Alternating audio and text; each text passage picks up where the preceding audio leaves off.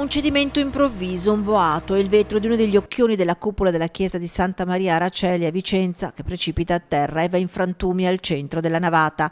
Immediato l'intervento dei vigili del fuoco avvisati dal parroco Don Nicola. Con l'autoscala sono saliti sul tetto della cupola per una prima ispezione dall'alto.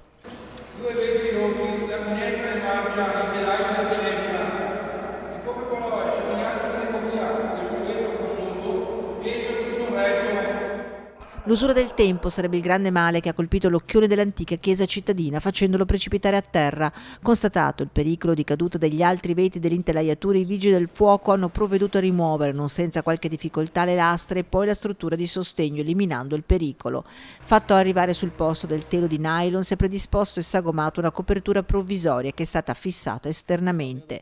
Una rapida ricognizione agli altri occhioni della chiesa ha permesso di verificare che le intelaiature sarebbero tutte da sostituire. Intervento che al momento, anche a causa dello stop forzato dovuto al coronavirus, non sarà possibile fare. Fortunatamente al momento di incidenti in chiesa non c'era nessuno, tanto più in questo periodo di pandemia che vede tutte le strutture religiose chiuse ai fedeli.